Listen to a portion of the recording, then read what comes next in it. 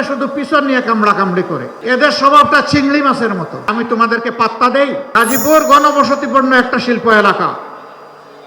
এই এলাকার রাস্তাঘাট, ড্রেনেজ সিস্টেম, সুপেয় পানির সার্কুলেশন, গ্যাস সরবরাহ, সাস্টেইনেবল ইলেকট্রিসিটি সাপ্লাই, সব কিছুতেই সমস্যা আছে। অথচ এই গাজীপুর বাংলাদেশের জিডিপিতে বিশাল অবদান রেখে চলছে। যার যেমন অবদান তাকে তেমন মূল্যায়ন করতে হবে, এর নাম ইনসাফ। সবাইকে গলা কাটে সমান করে দেওয়ার নাম ইনসাফ নয়। যার যেটা ন্যায্য পাওনা তার হাতে সেটাই তুলে দিতে হবে ইনশাআল্লাহ। আমাদের এই মানুষগুলো সেদিন কারো কাছে মিছিল করে বলে নাই দে দে চাঁদা দে, এটা কেউ বলেছিল? কেউ মিছিল করে বলেছিল দে দে বেকার ভাতা দে বলেছিল? তাও বলে নাই। কেউ বলেছিল দে দে ফ্যামিলি কার্ড দে বলেছিল? বলে নাই। বলেছে দে দে আমার হাতে কাজ দে, আমি কাজ করে সম্মানের সাথে বাঁচতে চাই। প্রিয় দেশবাসী, যুব সমাজ, আমরা কারো হাতে বেকার ভাতা তুলে দিয়ে অপমানিত করব না।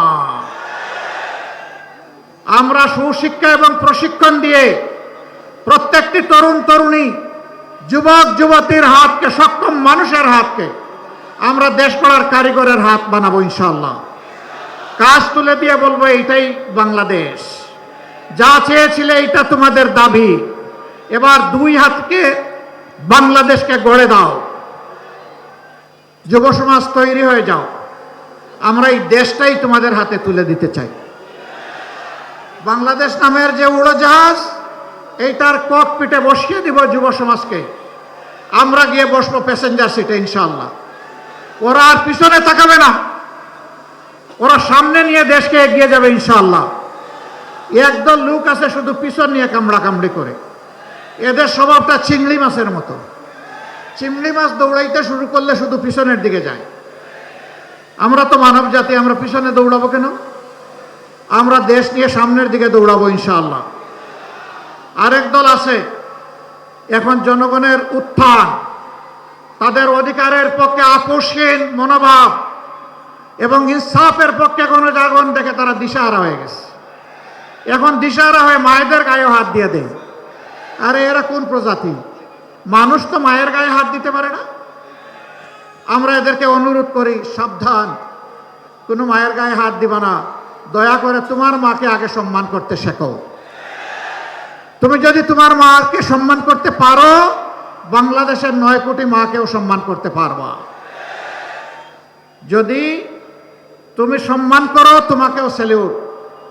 আর তুমি যদি আর হাত বাড়াও, মনে রাখবা মায়ের সন্তানেরা আগুন হয়ে জ্বলে উঠবে। এ কাজ করবা না, এ কাজ করবা না। যারা মাদেরকে সম্মান করতে পারে না, আল্লাহ তাদেরকে সম্মানিত করেন না, আল্লাহ তাদেরকে অপদস্থ করেন। আমরা আমাদের মায়েদের সম্মান কারো কাছে বন্ধক রাখবো না, কোনো কিছুর বিনিময়ে না। জীবন দিব, কিন্তু আমার মায়ের সম্মান নিয়ে কাউকে আর টান দিতে দেব না। আমি এই কথাগুলা বলি, এই জন্য এখন আমার পিছনে লেগে গেছে। আমি তোমাদেরকে পাত্তা দেই? আমি আল্লাহ ছাড়া কাউকে ভয় করি? আমি আল্লাহকে ভয় করি, আর আমার বিবেক নিয়ে আমি চলি। তোমরা যা পারো করো, ওগুলার জবাব দেওয়ার মতো সময়ও আমার হাতে নাই। করতে থাকো, পড়েও কামড়াও, কামড়াকামড়ি করো, ওখানেই থাকো। প্রিয় গাজীপুরবাসী,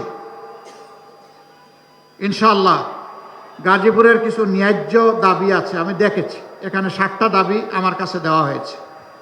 আমি কথা দিচ্ছি, ইনসাফের পক্ষে আপনারা রায় দিন ইনশাআল্লাহ। আমরা যদি আল্লাহ তাআলার মেহেরবানি বিইজনিল্লাহ এবং আপনাদের ভালোবাসা, সমর্থন, ভোটে এ দেশ সেবার দায়িত্ব পাই, আমি আপনাদেরকে সাক্ষ্য রেখে বলছি, গাজীপুরের প্রতি আমরা বেইনসাফি করব না। দাবি সবগুলা সঙ্গত। রেল ক্রসিংয়ের উপর ওভারপাস, এটা কোনো ম্যাটার না। ইন্টেনশন থাকলে 6 মাসে এটা সমাধান করা সম্ভব। ট্যাক্সই একটা ওভারপাস করে ফেলা সম্ভব। প্রতিদিন মানুষ দুর্ভোগের শিকার হচ্ছে।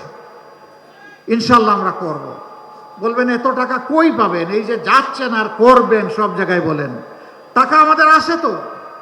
টাকা আছে না? কোথায় আছে জানেন? দেশের বাইরে আছে। ওই যে চোরগুলো দেশের টাকা লুণ্ঠন করে বাইরে পাচার করেছে, ইনশাআল্লাহ তাআলা আজিম আল্লাহ সুযোগ দিলে ওদের মুখের ভিতরে হাত ঢুকাইয়া পেটের ভিতর থেকে বের করে নিয়ে আসবো ইনশাআল্লাহ।